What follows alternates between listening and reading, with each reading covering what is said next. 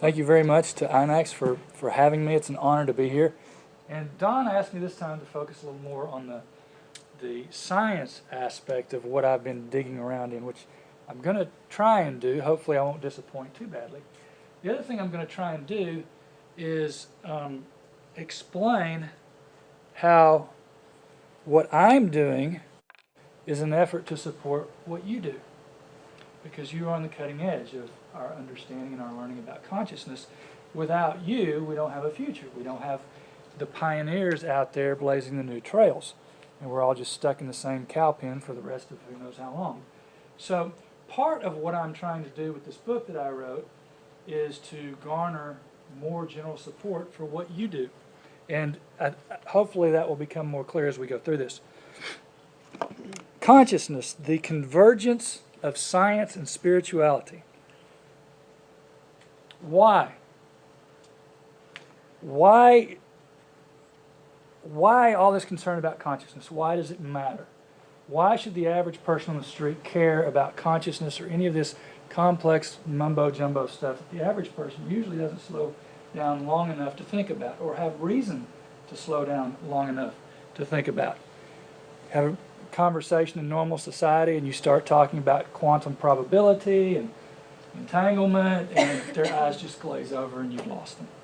So part of what I'm trying to do with this book is bring this down to a level where people can have a normal, ordinary conversation about consciousness and get something out of it. As I walk through this, this is going to in some ways parallel my journey of how this book came about. Some of the thought processes and thinking that I went through as I read about consciousness and some of the different things related to it. So I'm going to kind of walk through that. This is sort of the pivotal idea, the linchpin idea of what I'm going to talk about here, this concept which Einstein talked about. We're all connected. And to see ourselves as separate, disconnected individuals, static, separate entities within this wide open space, that's kind of an optical delusion of consciousness. But there's this underlying concept that we are all connected. Now, I do some strange things, and I'm about to do one of them. I'm going to do something they said you should never do in a presentation. That's put a whole bunch of words up on a keynote slide. But I'm going to do that for a very specific reason. I'm going to ask you, please read this word for word and really let what's being said sink in. Okay?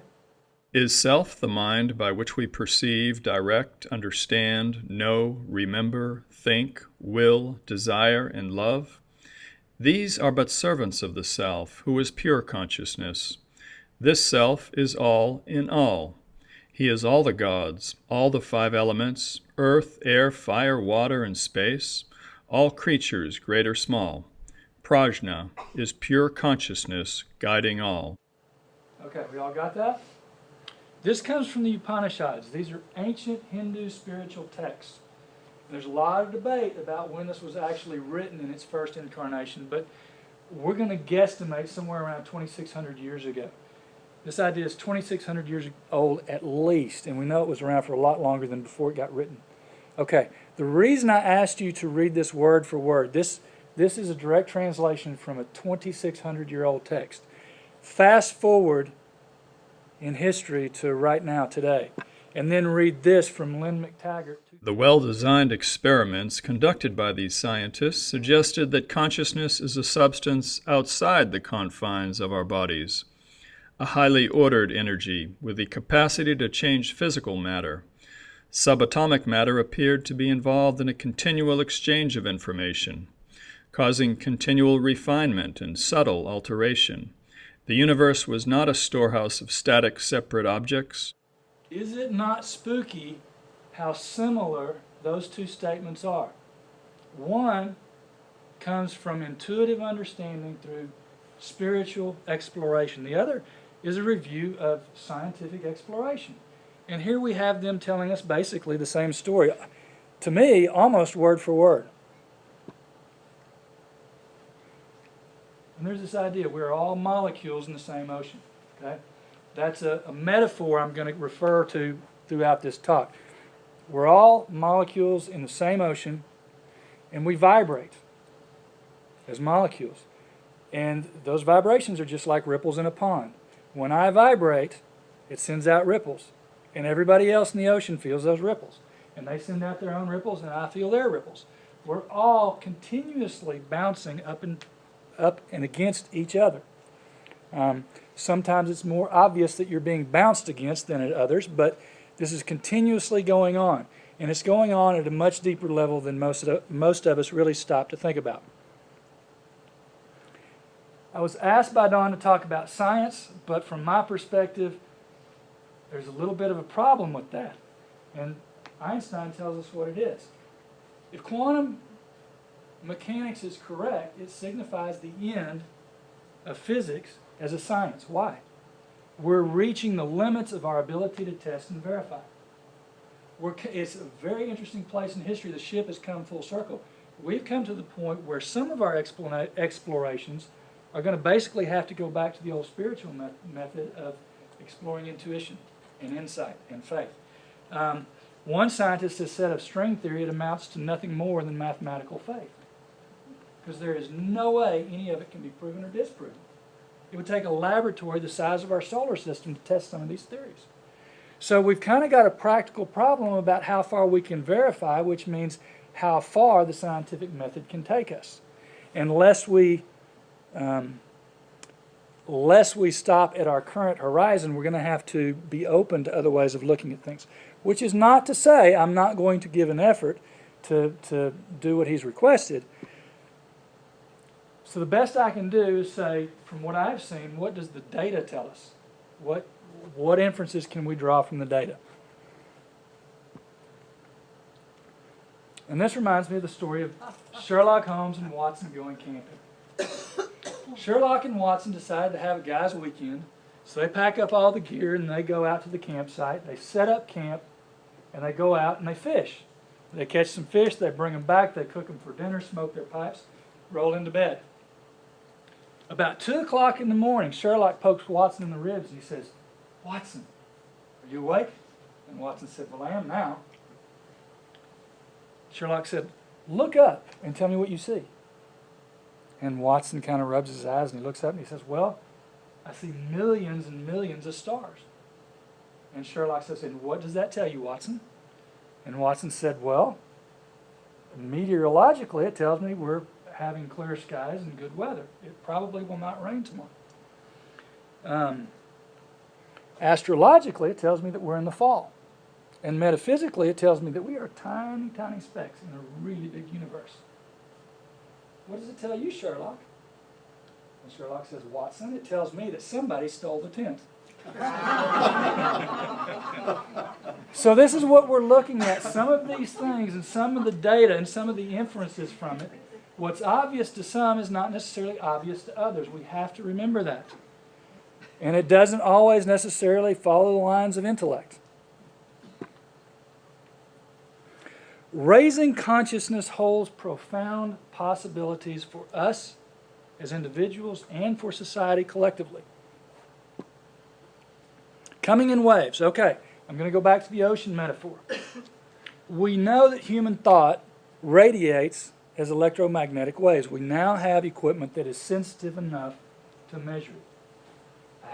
I haven't read the research, but I have heard in Japan they're at the point where they can hook electrodes to your head and flash a card with either a square, a triangle, or a circle, and by your electromagnetic pattern, they can tell which one you're looking at. Okay, we're progressing rapidly. But what we do know is when we think thoughts, those thoughts radiate as electromagnetic energy. Okay, so everybody got that image. We're all molecules. Our thoughts are going out as ripples continuously. Our minds affect our environment and other people in our environment. And I'm just going to run through a few of the scientific studies that are out there. This research at Birkbeck College, they suspended keys and had kids try and impact those keys from 3 to 10 feet away. And John Hasted, who was doing the research, observed keys swaying, in some cases fracturing, and he measured surges of up to 10 volts, which was the limits of his recording equipment. Elmer Green has done some studies where he has recorded voltage surges coming from healers up to 190 volts. That's 100,000 times higher than normal. That's pretty significant. Okay? So you can kind of think of the ocean. You have a healer that pulls one of these stunts. That's like dropping a boulder in the ocean. That's some big ripples that are coming off that person. Okay? According to Lynn McTaggart, who wrote the intention experiment, and most of these studies I pulled came out of her research. She wrote the intention experiment. She reviewed 73 different studies with 2,500 participants trying to affect, solely with their minds, the outcome of the rolls of 2.5 million dice rolls. That's a lot of tests. What they found out was the results that they got, the chances that that could have occurred by random chance were 10, the odds against it were 10 to the 76th power.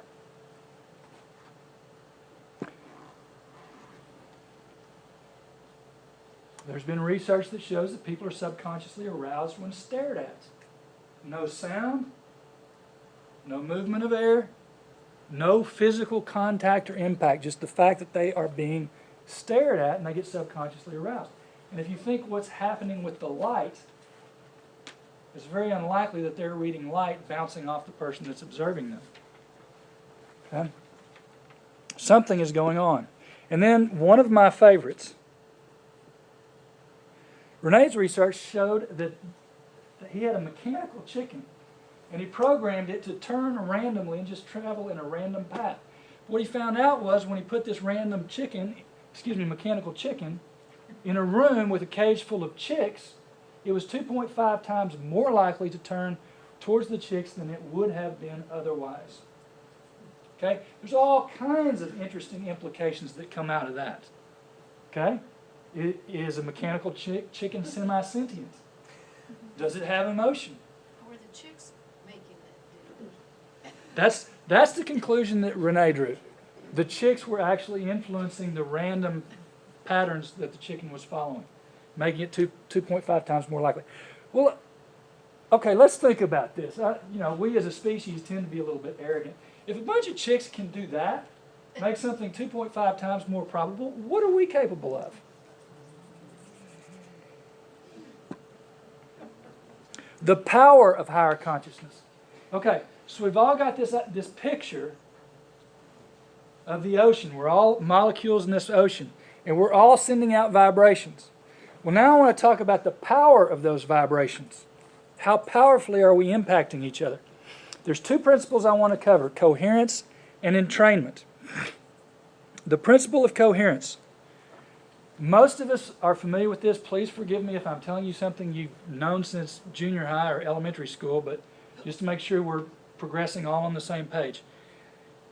When we talk about electromagnetic waves, or even waves in an ocean, waves pretty much of any kind, if you have a wave that travels along like this, it gives a signal. Then you have a wave like this in comparison that has higher peaks and lower troughs. There's more distance between the peaks and troughs. This is a more powerful signal than this. Arbitrarily, by just looking at it, it's about twice, maybe 3 times as strong. Everybody see how that works? The bigger the variation between the peaks and the valleys, the stronger that signal is, the more powerful it is. So we take this one wave. We then have to ask the question, okay, we're molecules in the ocean. That means there's got to be a lot more than one set of waves going on. There are. When waves interact with each other, here's what happens. There's two things, well, simplistically speaking, there's two major events that occur. And of course, all the variances in between. One is what's called destructive interference. You have wave number one that's coming along like this, and then laid on top of that, you have another wave that intersects it, where the peaks of one wave match the troughs of another wave. Okay, that's called destructive interference. When that happens, the signal that you get looks like that. They cancel each other out. Gives you a very, very weak signal. That's called destructive interference. Back to our one wave, we add a second wave, but this time we have constructive interference, where the peaks of one wave lay on top of the peaks of the other wave. And the troughs of one wave lay on top of the troughs of another wave. When you have this constructive interference, you get a much stronger signal. Does everybody see how that works? So what this tells us is when we have this constructive interference, we get a stronger signal. This is referred to as coherence. The waves are coherent with each other. They're following the same pattern. Coherence gives a stronger signal. Okay? Important point I'm trying to make. Pin that to the blackboard. William Tiller tried to explain or give an example of how significant this issue of coherence is. The example that he gave, light ordinarily is full of destructive interference. It's very inefficient energy transmission, generally speaking. You lose a whole lot of the energy to destructive interference. He said if you took a light bulb and you could make all the photons in that light bulb, all the light waves line up so that all the peaks were on top of each other and all the troughs were on top of each other and they were in perfect coherence, the power you would have coming out of that light bulb would be thousands to millions of times stronger than the surface of the sun. Okay? We're talking about drastic, significant change in power. Coherence is very significant. Okay? Raising consciousness increases coherence in brainwaves. There's a whole lot of ways that you can go about showing that.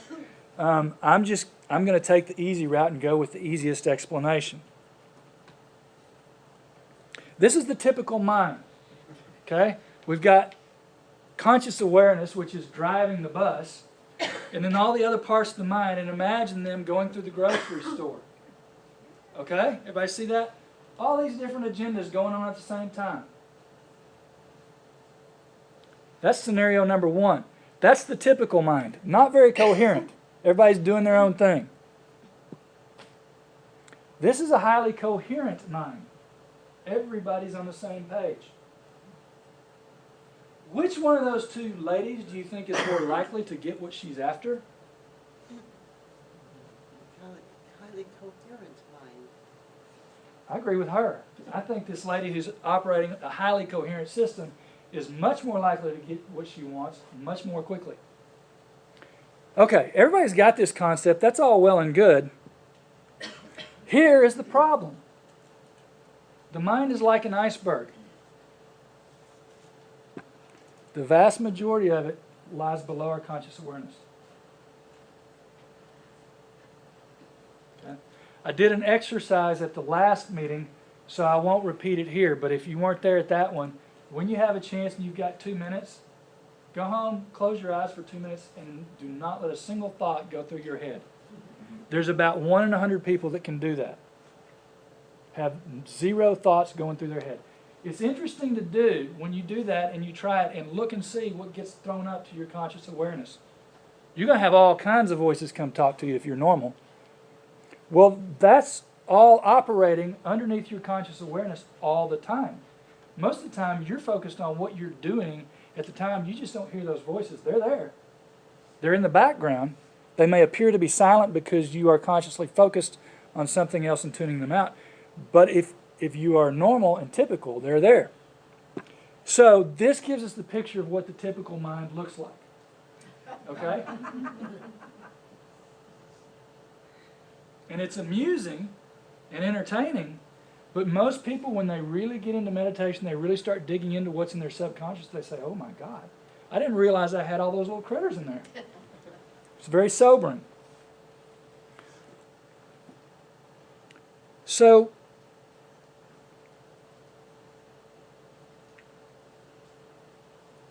what this means is, and it's basically the same analogy, we go back to this.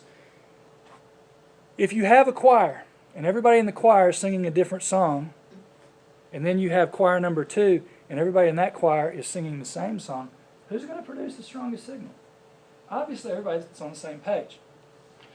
This is one reason why higher consciousness produces greater coherence, because as people raise their consciousness, they're also deepening it. I think expansion is probably a more accurate description of it, but the easy way of saying it, where most people kind of get the idea, is to say raising consciousness, but we're really talking about expanding.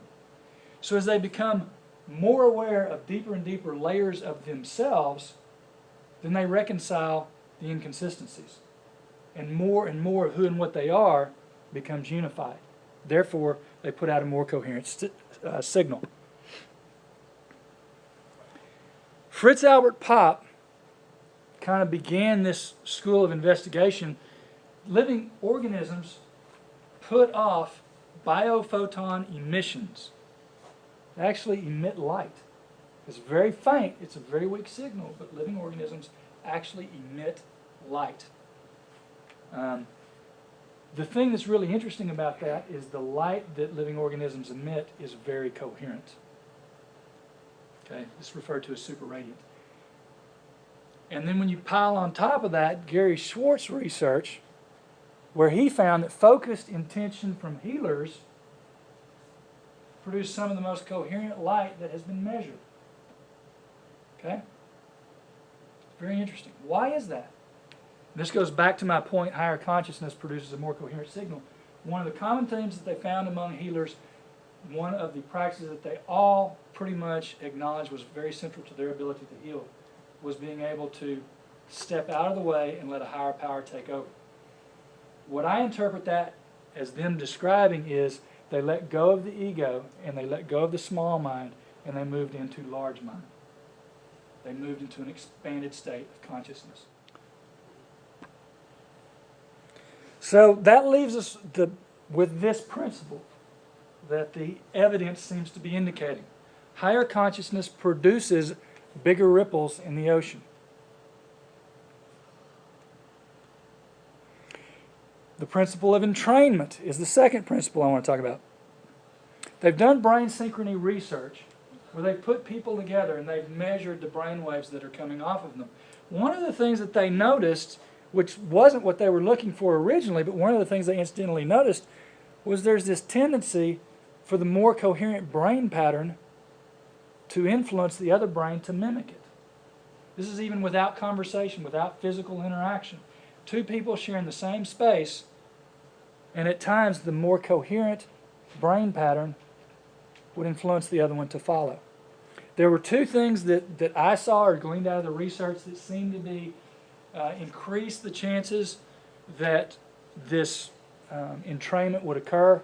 One is if there was focused intention, either on the other person or a particular project that they were working on, or if there was a connection between the two people. They found that if they had the two people just sit together, not even have a conversation, but just sit together in quiet meditation for 20 minutes, that significantly increased the chances that entrainment would occur. Yes, sir? Does that begin to define how leadership works? I think that is an excellent question. I think it's something that we need to research. I believe it, but I think there's many layers of research. I think we're doing subconscious influencing. At the same time, we've got overt conscious classical conditioning and leading, verbal methods. But I think they're definitely intertwined. And I'll get into that a little bit later. But have any of you ever happened to witness a situation where you've got a room full of rather agitated people, and then you have one person who's very quiet, has a very calm energy, and they just walk in and sit down, and the room just kind of gradually calms down. They don't say anything, they don't do anything. They just walk in, this room kind of seems to follow what they're doing. I think that's pointing at what you're talking about, and I've seen it happen in a lot of different ways. So I think I'm going to talk about it more as I go on. If I don't do any good at answering your question, please ask me again, and I'll talk about it more.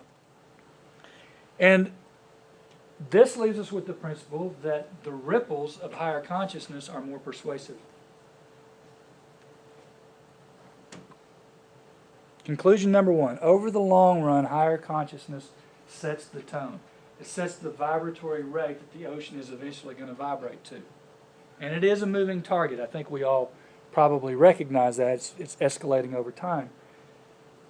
But if we look at those principles, I think that's where it leads us. So what is this thing, consciousness? Let's break it down. Consciousness is the capacity of a system to respond to stimuli. Now we're going to look at some more of the information that is out there. I'll start with Ken Wilber's work on looking at consciousness and trying to describe it. With Wilbur's stuff, integral theory, we're going to come at it from a survey of theoretical constructs. What he did is he reviewed the research of a whole lot of psychologists and researchers and thinkers and metaphysical schools, spiritual practices, and he laid them out side by side, and he recognized, you know what, there's some patterns here. And these theoretical constructs, they were trying to explain what happens to the human mind, the human consciousness, as it evolves, as it gets older, as it progresses. And so Wilber said we can take consciousness and we can divide it along two planes. One, interior and exterior. How does consciousness appear coming from an interior perspective, and how does it appear from an exterior perspective? And the other way we can divide it is individually for each individual person, or collectively for groups. How does it work? And then what he derived from all this that he studied, and you know, my hat's off to the guy. He compared scores and scores of systems of describing the steps of evolutionary progression of consciousness as it had been theorized and observed. And so he said, okay, on the interior, we have these stages of progression, and he recognized there were certain milestones that were almost universally recognized. They went by different names, but the descriptions of them were clearly describing pretty much the same thing. And so he realized on the interior, the self-consciousness, there's this progression of evolution along this axis. We start out here in the very center when we're born with virtually totally stripped down consciousness, functional only at the most basic level that a human being can exist at. And then as we grow, we become toddlers, young children, etc., etc. We progress along this axis to progressively more complex and elegant structures of consciousness and capabilities of consciousness. He did the same thing with culture and worldview. What societal cultures emerge out of this? And the societies, he noticed, also had a progressing scale of complexity. And the milestones that had been described of those also were similar. And the same thing with social systems and biological systems. Now what I'm going to do is I'm going to take these three quadrants. I'm going to leave this one out because we're talking about biology and structures in biology, which is a little outside of what I want to cover right now. I'm going to take these three quadrants and I'm going to collapse them onto each other. And this is basically, if you collapse those three quadrants, the steps of progression that Wilber outlined through his survey of these theoretical structures. At the most basic level, this is kind of how consciousness functions. It's basically at an instinctual level. It has an archaic view of reality. And in a social setting, it manifests as survival claims. Then the next stage of progression and complexity for consciousness is functioning at the egocentric level. And in that world, there's a whole lot of magic afoot. There's these mysterious beings that are trying to do this and that, and everything is, you know, bound up and tied in magic, this stuff we don't really understand, but it's powerful and it's dangerous, don't mess with it. And then it progresses to the next stage, and you have this conformist, mythic, and it equates in society to early nations. And we move on up and on up. Well, right now, we're at this stage in society, which the predominant level in consciousness is right between these two in terms of individuals. This is, in terms of at the macro scale, this is the highest yet that we've seen an effective functioning social structure, in my opinion. Okay, so we've got this stage of progression that Wilbur pointed out to us from his survey of scores and scores of theoretical constructs of how consciousness develops. Then we go the other way. We walk away from theory and we go the purely empirical route, and this is spiral dynamics. Clare Graves said he started doing all this research, and he started with this question: how does the world appear to you? I'm paraphrasing and oversimplifying, but basically this is what he said. He started surveying hundreds and hundreds of people. How does the world appear to you? And they would describe it. And he would get these different descriptions of what the world kind of seemed like. An example: the predominant theme of this world is there's a higher power, punishes evil, rewards good.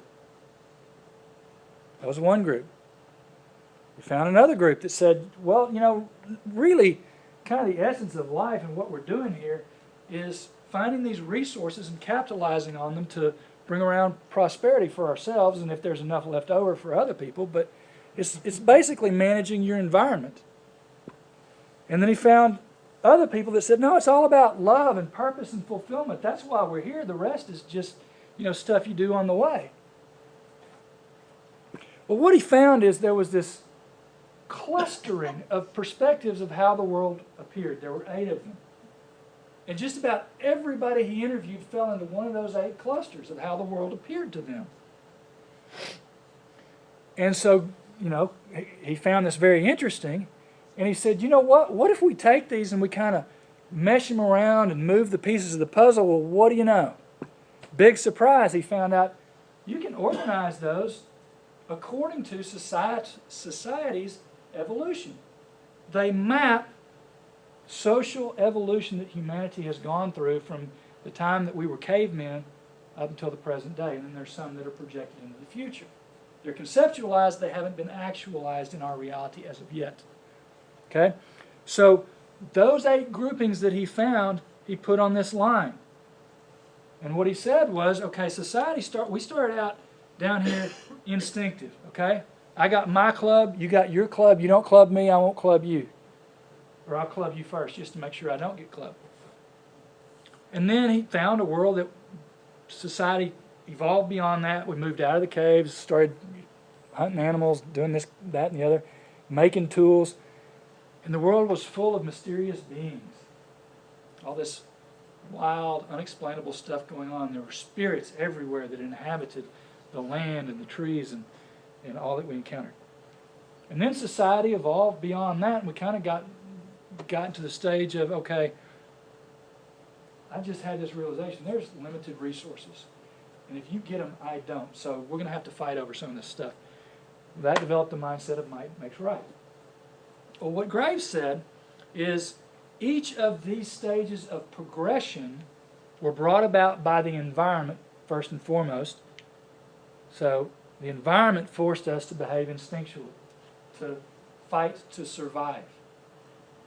And then the next stage came arising out of the problems that that stage had. So this problem of might makes right, we started clubbing everybody, and we were in perpetual states of war all the time, and somebody said, you know, isn't there a better way to eat some food than go club your neighbor and take what he's got?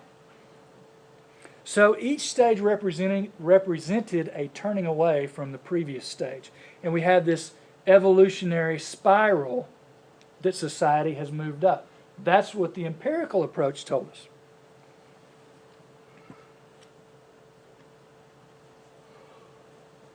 If we put those two together, I think, in my opinion at least, it's pretty obvious what we're being told is that up is the direction of our evolutionary path forward. Raising consciousness is the way forward. It's been the path of human society up to date, and it appears to be the path of individual development as well. And we're getting this both from theoretical approach and an empirical approach. Individual impact. Now we come to the practical problem of, okay, why should I care? Y'all are doing some amazing things. You're uncovering some remarkable research and findings. But when you come to the average person on the street, they're like, why do I care? How does that affect my life? And most of them don't. Well, here's how, and here's why they should care. I did a survey, and I assembled a focus group of about 30 people, and I surveyed them extensively. And I asked them a whole lot of questions to do two things. One, to identify what level of consciousness they predominantly identified with. And then I asked them 18 questions about how happy are you with this area of your life? How happy are you with this area of your life? So it polled them on their level of consciousness and their level of happiness. And I took those and I scored them both to 100-point scales. On the happiness side, I took 15 of the 18 markers of how happy they were and used those, averaging those together, and this is what I found.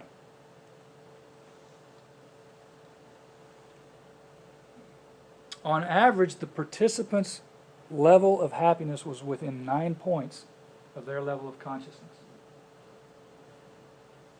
That was the average deviation. Yes, sir? How did you ask them about what they thought their level of consciousness was?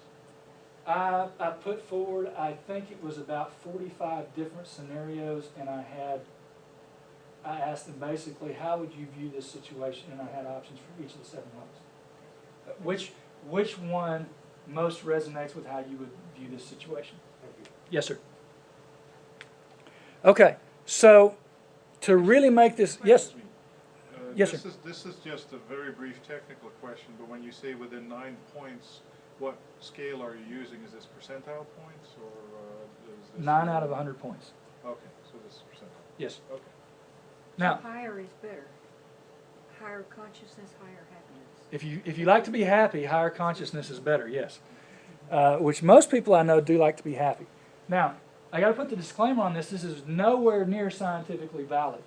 The sample set is way too small, and I did not use rigorous scientific method in formulating the test. I didn't use a control group, but what I do think it tells us is this warrants further investigation by people who know how to do it.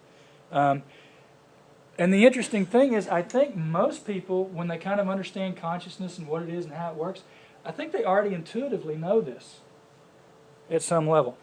Okay, so to make this very graphical, based on my survey of 30 people, this is what it looks like. If your level of consciousness is down here, level 1, this is your probable range of happiness in life on 15 out of 18 items. If your level of consciousness is right here, level 3, 3.5, that is your probable range of happiness in life. And if you're way up here, that's your probable range of happiness in life. Okay? So this is why people should care. It's one of many reasons. Conclusion number 3, higher consciousness equals greater effectiveness at life. And there's a whole lot of reasons why that is true. Happiness, the level of happiness is just one indicator. If you're enjoying your life, that's a measure of success. Okay? But there's a whole lot of other reasons why it's also true because, and I talked about several of them in the previous talk, but just to summarize it up, the more levels of consciousness you can access, the more tools you have to deal with life with. And the more options you have to deal with life, the higher your odds of achieving a successful outcome, however you define success. Okay. I'm going to go out on a limb here and speculate that when I say raising consciousness is a good thing, I'm going to guess I'm preaching to the choir. I think this is probably something you already know. But the question is, how do we do it? How do we share this information? Y'all are out here on the cutting edge learning the things that we need to learn. But once you do that, how do we disseminate that to the public at large? How do we advise them why what you're doing is important? 4 guys walk into a bar. And you can pick almost any 4 different cultures you want to pick. Christian and an atheist, Muslim and a Jew. I mean, just, take your random pick. And the bartender says, hey, how do we make the world a better place for everyone? Okay? Y'all can see how that conversation is going to go, right? We're going to get about 4 or 5 sentences into it, and then the subject of God is going to come up, and then constructive dialogue from that point on is over. There's all kinds of trigger points and all these different metaphysical approaches to reality. Spirituality, religion. The language that we have used traditionally is loaded. It is loaded with emotion. It is loaded with faith and assumption. It is loaded sometimes with a lot of past personal history. And it is a virtual minefield to try and navigate that. So it's pretty obvious if we go back to our metaphor of the ocean.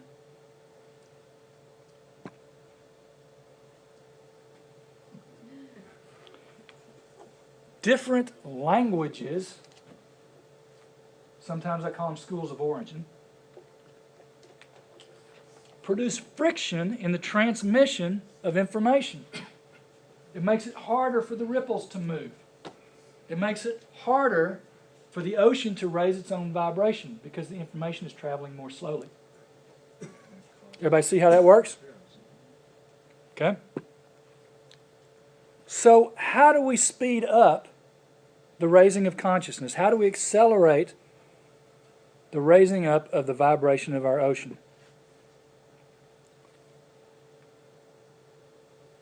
Conclusion number 4, we need a common language. We need a way where all these things that y'all are discovering can be explained to ordinary people and they can understand why what it is you're learning about consciousness is relevant to their lives, which is why they should care, which is why they should provide more support to what you're doing. You're charting the future. Y'all are drawing the blueprints. They might want to care where their ship is sailing.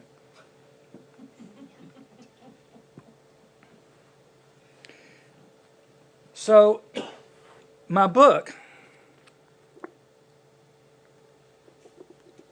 a lot of the goal, a lot of the why behind why I wrote this book was to try and find that common language.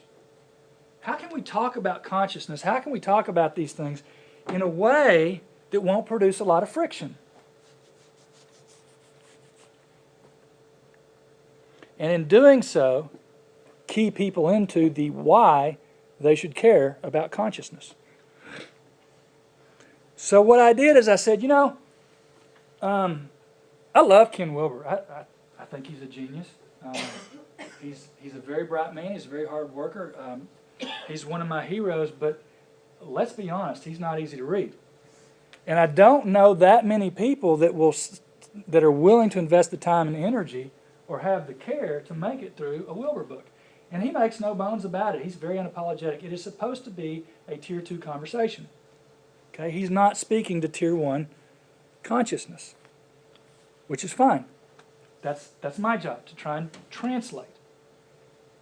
So I look at that, and I look at the work of Graves and Cowan and Beck, and they're geniuses in their own right. They've got some really incredible insights about society and how it's ordered and structured. And I said, you put these side by side, I see a lot of similarities here. There's a lot of overlap. They've recognized it as well. But the average person is not going to invest the time or the energy to learn those languages, either one of them, let alone both. So I said, here's where I come in. I'm going to simplify this. I'm going to strip it down. I'm going to do the Aesop's Fable version, so it's accessible to anybody. So I said, okay, spiral dynamics has 8 levels, integral theory has 7. They're really arbitrary divisions because it is a continuum, but I'm going to use 7 because that seems about right to me and because it also interfaces with other systems well. So I basically took the 2, mashed them together, put it in the blender and poured it out, and that's what I came up with. 7 levels of consciousness. Here's how I describe the 7 levels of consciousness, which is the way I slice the consciousness pie. I admit it is arbitrary, but it's functional and it's useful because people can /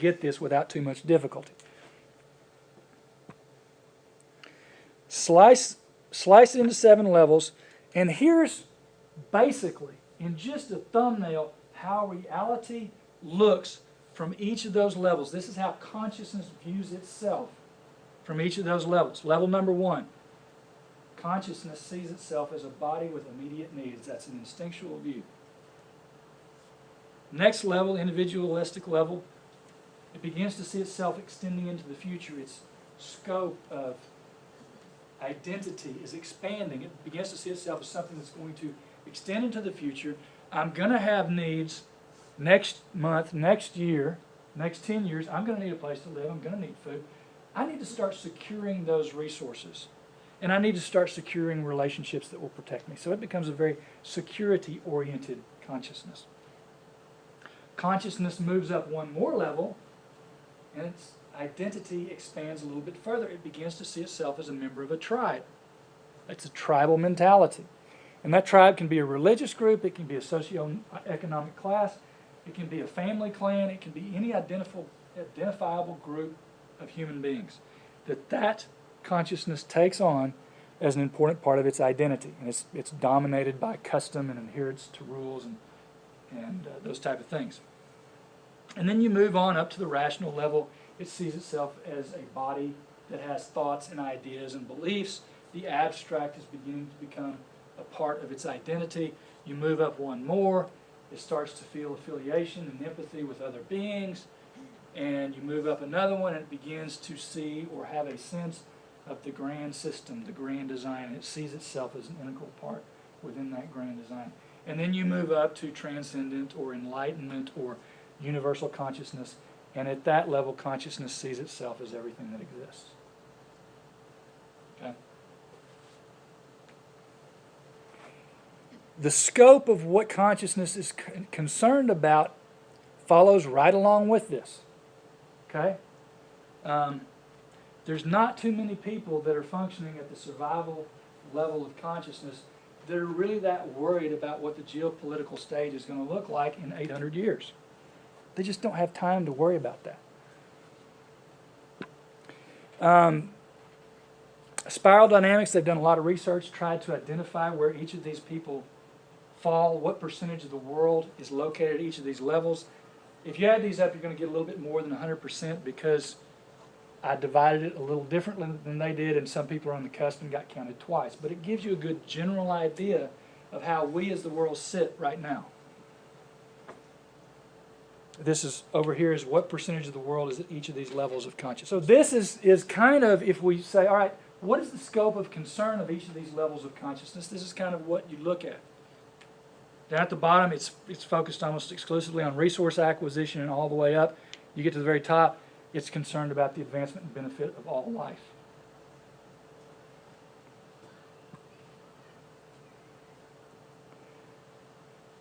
So I did that mishmash, and many others in this book. And I will be the first to tell you what I'm telling you is not accurate. Okay? If you look at each of these schools, and there's a lot of them, I'll work through them. My way of packaging this is not technically accurate according to any of them. But what it is a workable translation of almost all of them.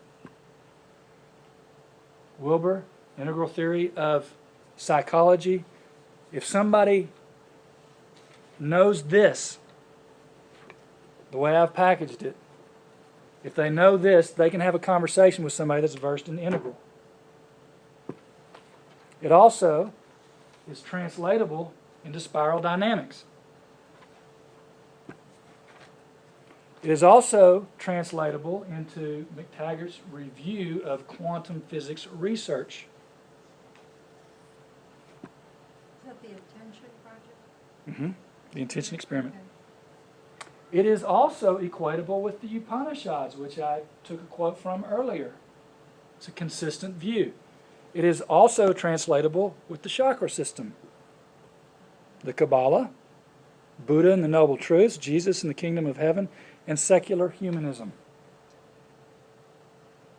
Okay? You can have a conversation with anybody from any of these schools and many more where meaning is conveyed if you use this common language.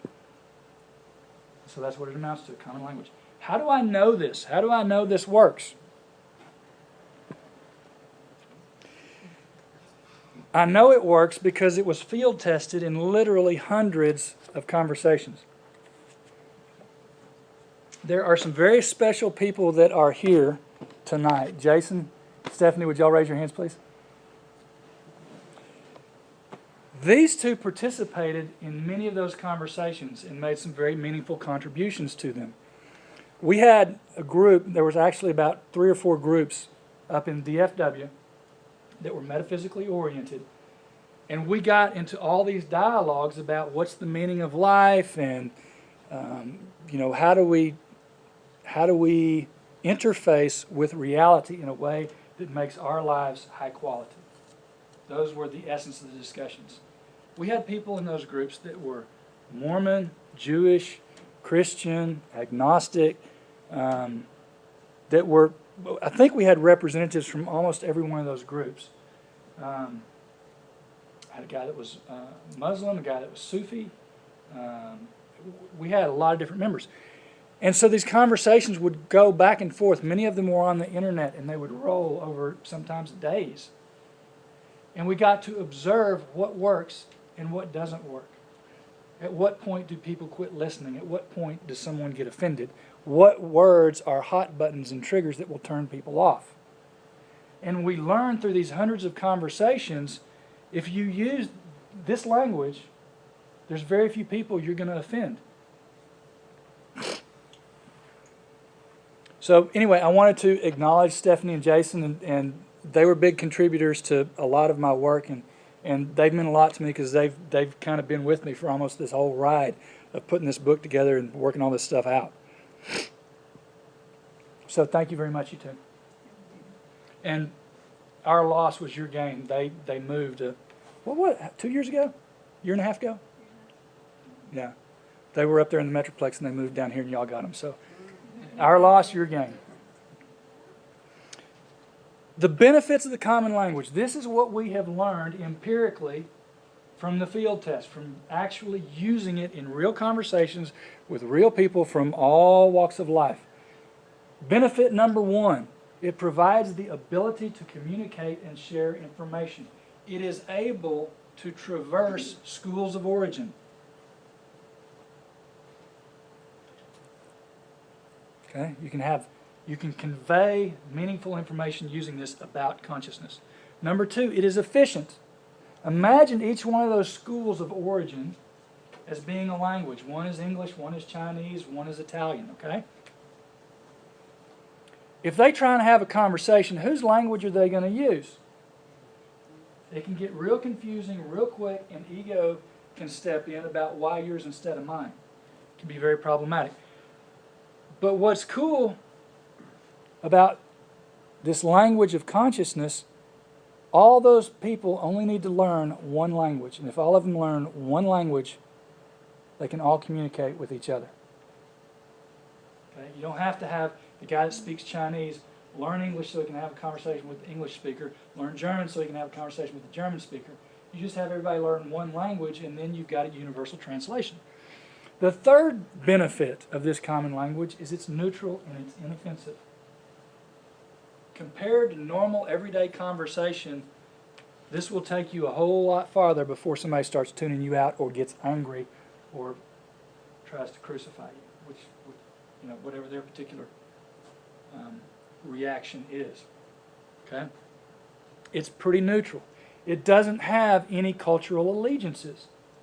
It's not culturally identified with any one of those because every single one of them has addressed it in their way of addressing it. They use different words, but it's, in a way, it's already shared by all of them. And then number 4, it has, universal is a little overly strong, but it has something like universal resonance. If you use this language and you go up and you talk to anybody, they kind of got a feeling for what you're trying to say. They kind of understand when you start talking about somebody's consciousness and their awareness and why raising it would be better. They have sort of an intuitive understanding. which is very helpful in trying to communicate.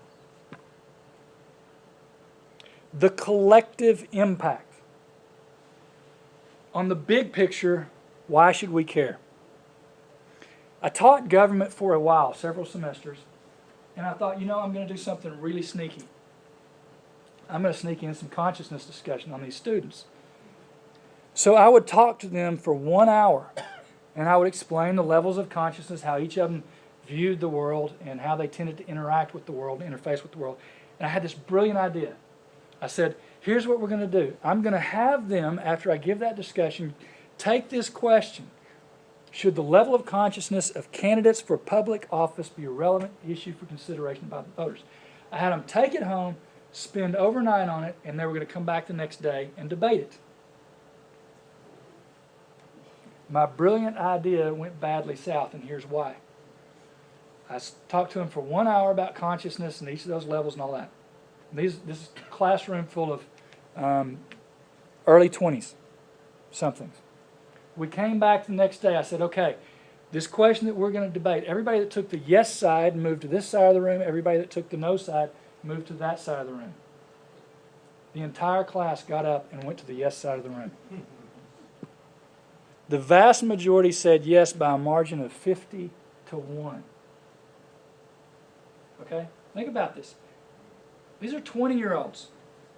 College class. They got other things to do. I spend 1 hour with them, and this is what they come back with. 50 to 1. Yes, consciousness is important. Well, that's kind of the message we're trying to get out, isn't it? Imagine if I can do that in 1 hour with a classroom full of 20-year-olds. Imagine what y'all can do. Y'all will make this look pitiful. That's impressive. That's very impressive. Thank you. The next thing I had them do is I said, okay, if we take each of these levels of consciousness, we kind of convert the scope of concern to a social level. This is sort of what it equates to. And I gave them a list of characters from history, and I said, okay, I want you to take these characters and put on here where you think they fit. What level of consciousness, from what you know about them, you think they operated predominantly from. That's where they put them. Down at the bottom, almost universally, we have Stalin, Hitler, Pol Pot, Mao, and Saddam Hussein. Up near the top, Gandhi, Socrates, Buddha, Jesus, Martin Luther King. And I asked them, who would you want in control of your country? Who would you want leading your society? More importantly, as citizens in a democracy, who would you vote for? They got it. They got it. This is why people should care. Conclusion number 5, higher consciousness provides governance. And conclusion number 6, the common language is very effective. I used this. This is how I spoke to them. This is what I drew from. This is what I talked from when I talked about the levels of consciousness. And in 1 hour, that's what we got. Okay?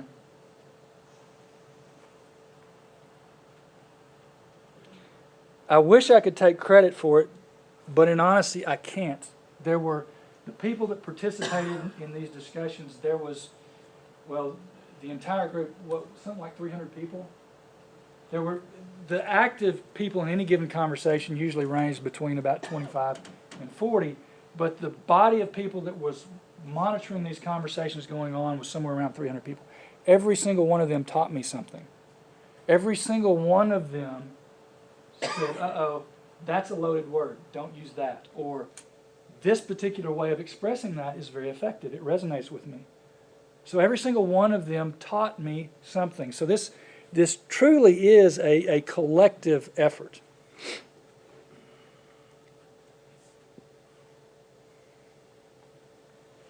So where do I think the evidence takes us? What do I think the evidence shows us? Number 1, raising consciousness is one of the best things that you can do for yourself and for society. simultaneously, and it's no surprise, since it's consciousness, that it would be that way. And number two, the common language is very effective for disseminating this information, for spreading the ripples.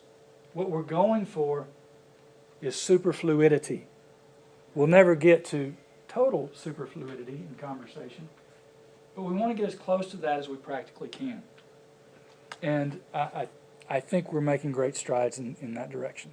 Okay, I think I've overkilled my time a little bit. Does anybody have any questions? Yes? I have a bit of a conflict about when you're talking about the political leaders, and maybe I'm just not seeing it right, but if we had leaders like Gandhi or Jesus leading our country, and they had Stalin and Saddam Hussein over there, our enemies, I think we'd be dead meat. That's a very good point, and it came up often. Oh. And what the students eventually came to, and I let them run the argument, but what they came to was, they didn't say it should always be the highest level of consciousness. They said the level of consciousness was important, and it could be historically dependent based on what the nation was facing. Okay? So you're making a very good point and a very practical point. It's not ideal, but yeah. Yeah. The question wasn't supposed to be, should it always be the highest level of consciousness? And I talked about that some in the previous meeting. That's not always the best idea. The best level of consciousness is the one that most effectively addresses the situation with which you're faced. But they made this point themselves. If you have a Gandhi and he's faced with a Stalin, he can drop down and become a Stalin. But you can never take a Stalin and make a Gandhi out of him. And in fact, Gandhi said that. He said, my tactics would not have worked against Hitler because he had no conscience. Okay? The benefit of being higher is you can use that level of consciousness in any level below it. And leaders have done that. One of the things they say in integrals, we're all just one natural disaster away from being everybody level 1. So, does that help? Oh, absolutely. Okay. Yes, ma'am. I think you see an example of that in martial arts. The more highly advanced someone is trained, the idea is never to need to use it. Right. But if you can use it, you can more effectively than anybody else. Right. If you need to. Right. Yes. Were you surprised that so many people say consciousness matters? Honestly, yes. Okay, I would agree with I was not expecting that. I was expecting maybe a 60-40 split, something like that. But when they all got up and moved, I was like, holy cow. I didn't see this that. coming. Very enlightening. It's an eye-opener. Yes, ma'am. What happened if the one who said no? But I want to. I would say this only humorously. They got lynched. Most of the people who said no, their reason for saying no is because they didn't think it could be reliably measured. There were a few that just said, no, I don't like that, and that was their only reason. But most of the people on the yes side, surprisingly, used higher consciousness and were very diplomatic in how they explained it to the one on the opposite side. And then occasionally we did have some students say, I'm just going to go sit over there and be devil's advocate, so we'll have a debate. Yes? I just want to comment on, I appreciate you speaking about loaded words and about deepening and expanding consciousness rather than raising it, because I can raise my hand, but if every particle in the universe is conscious, what does that really mean to raise consciousness? And then, you know, people talking about like the planet going into a higher frequency, and it's like, well, aren't both low and high frequencies interdependent? So what does that really mean? And then one more thing about loaded words is, oh goodness, I forgot. But I reckon I'll remember and get to you afterwards about it. Okay. Yes, ma'am. I just wanted to add, if anyone's curious about how to raise your own consciousness, Ken Wilber says the most effective test of that was meditation. Yes, sir. There is actually, since the people you mentioned, the people who said no, it is one of the things that I have come to train into myself as a reflex is always try to play devil's advocate a little bit. And so while you have regaled us with a veritable symphony of metaphors, I would like to ask you how far you would be willing to take your own metaphor in certain circumstances. This is something that could lead to a very long discussion, but I'll just give one example.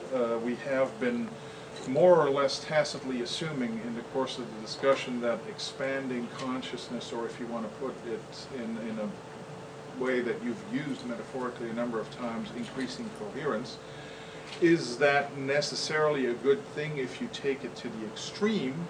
For example, as a lot of people who have ever worked with lasers may be aware, coherent light will seriously damage your retina. And so I'm just wondering, is the compass direction of greater coherence, higher consciousness, something where you really want to get there? Or is it just something you want to strive for, but you don't really want to get there?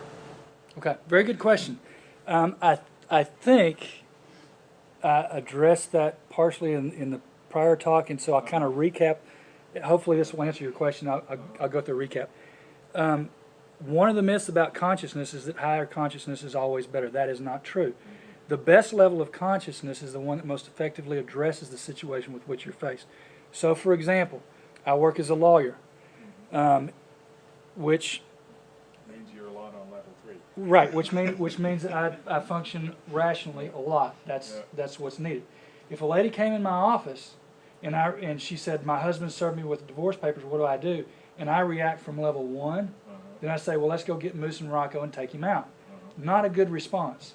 If I go too far the other way and I say, well, let's say I respond from level 7 and say, in 200 years, it's not going to make any difference. Why do you care?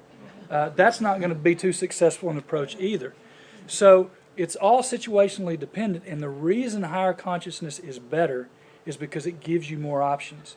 What we've learned is you can access, it's like grade school.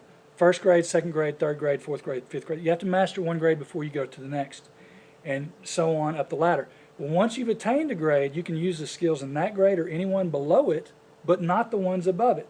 So higher consciousness is better because you have a broader range of capabilities, not necessarily should you always be as high as you're capable of being. That's not necessarily a good idea. I mean, you can starve to death pretty quick that way. Yes, sir. I'm trying to work on the problem of harmony, Yes, sir.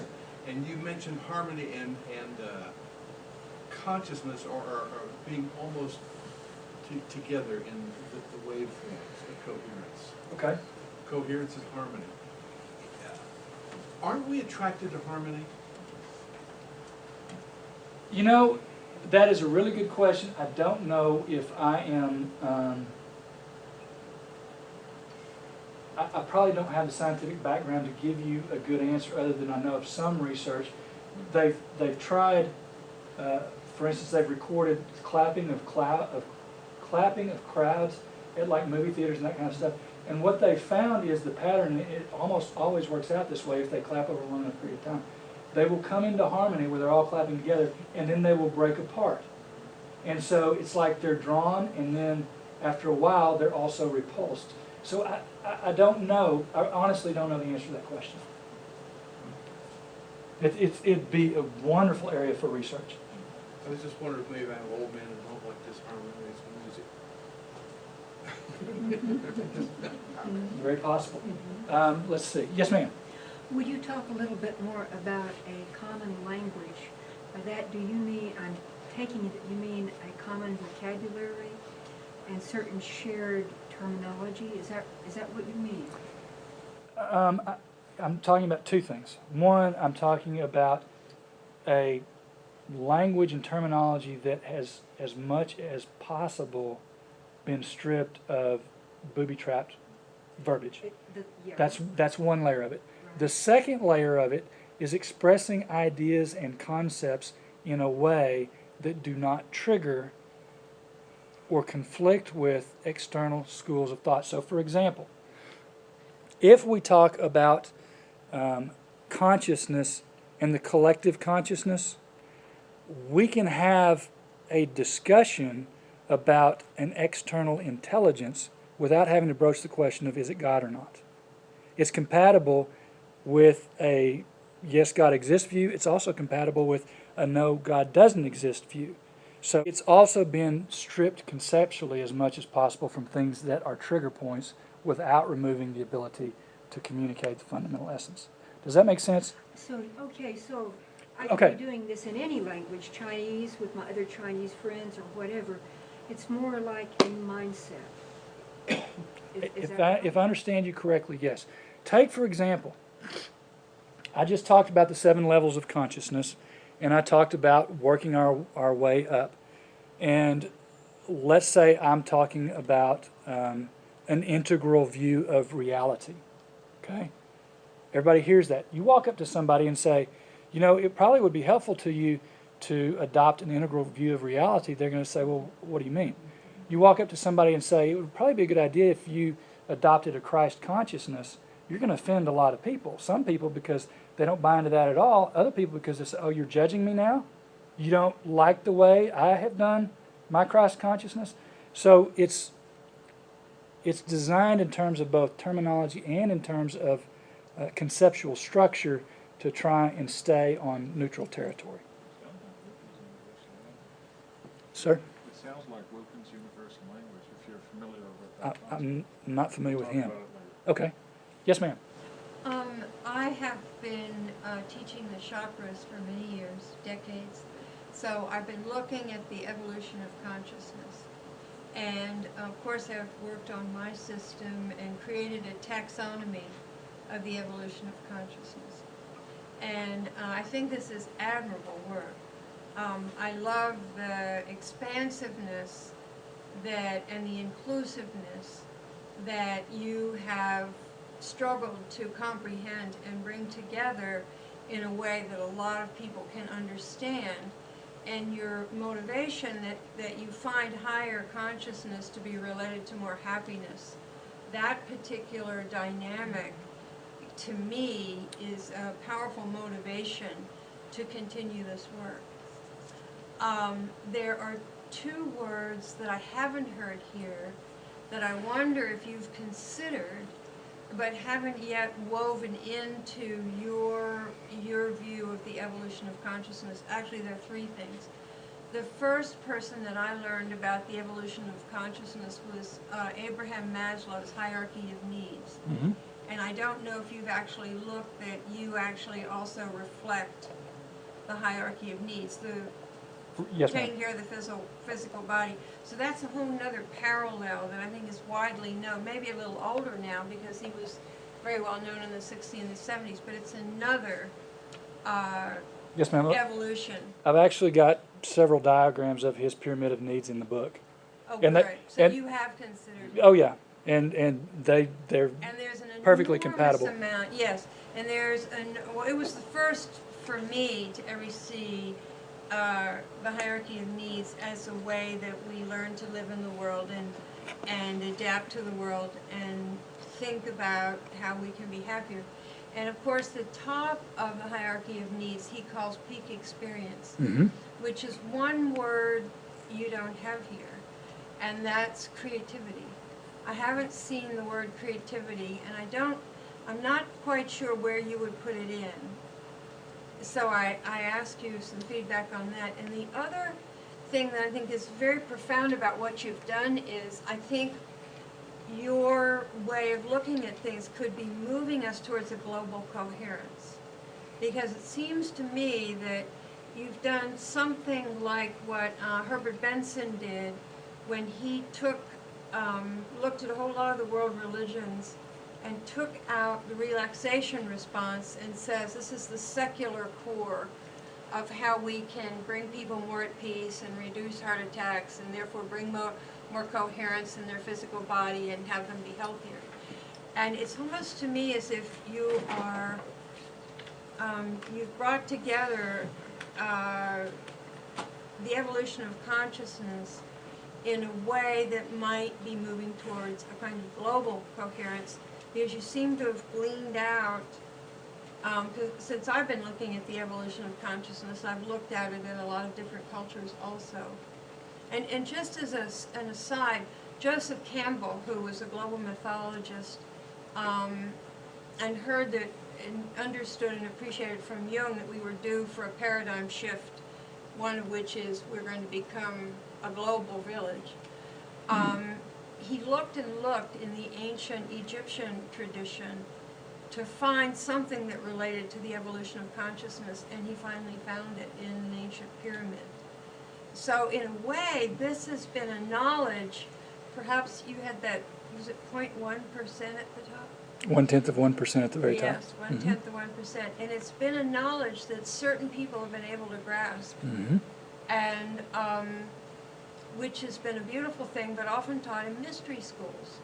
Because, and how did these people maintain this, if I may offer you the phrase, a potential of global coherence, how did they maintain that when there were so many 20s and 40s and whatever percentages of people at those. Now I've said a lot, so whatever you choose to respond to. But you've stirred up a lot in me, so there you go. I give this back to you.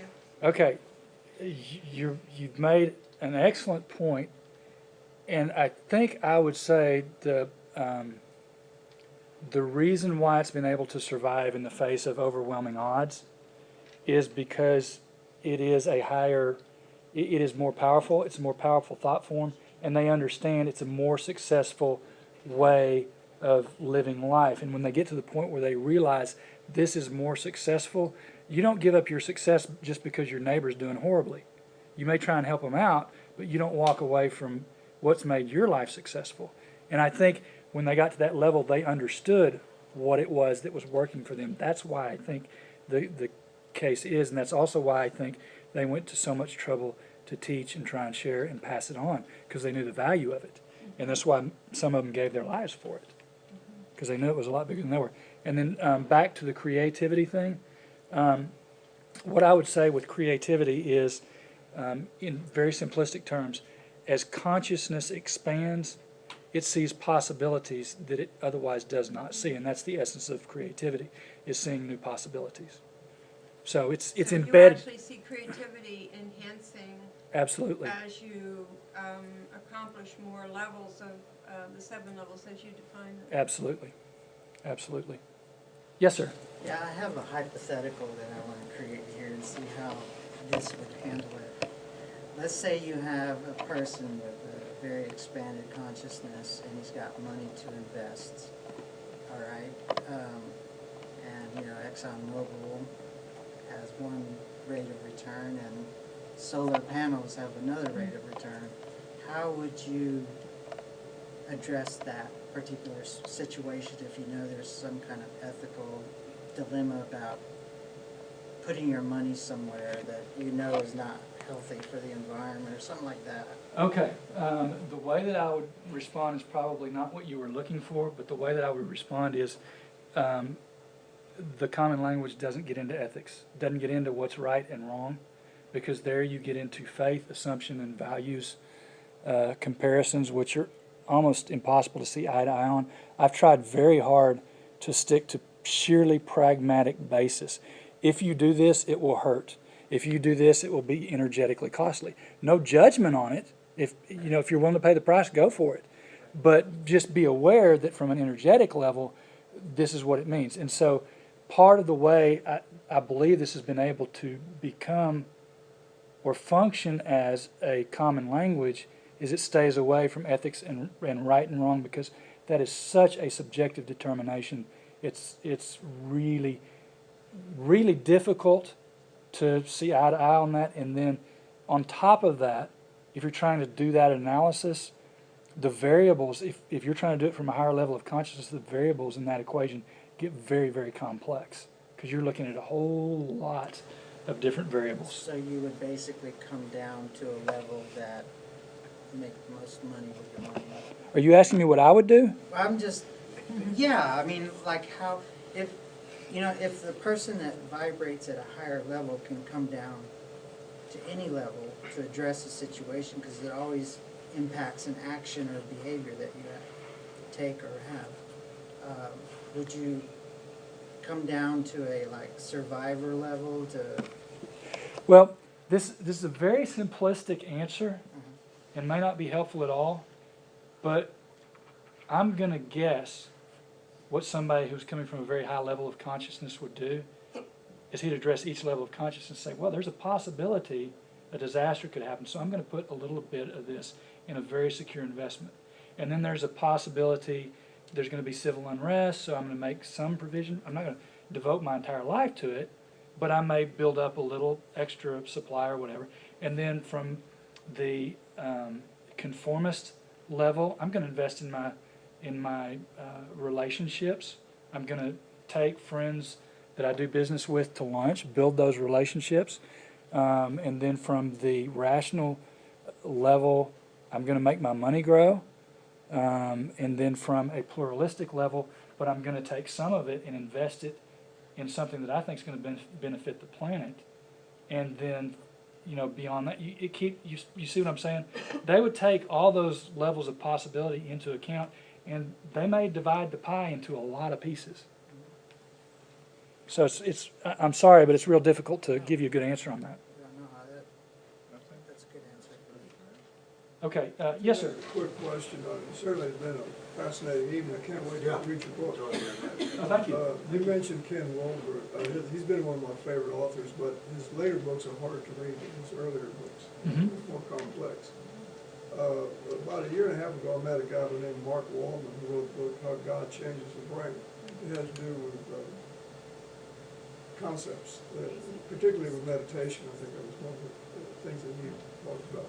So my question is, how does level of intelligence relate to level of consciousness? That is a very good question. Intelligence and consciousness are not the same thing. They are different. You can be very intelligent and function at a very low level of consciousness. Hitler is a good example. You can go the other way around. But what the research has shown is that intelligence can be a leading line of consciousness, meaning it's easier for people who are very intelligent and actually utilize it to raise their consciousness. It may be an easier endeavor for them than for somebody who has low intelligence, but they are different things.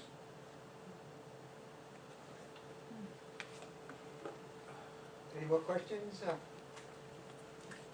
Okay, thank you very much. It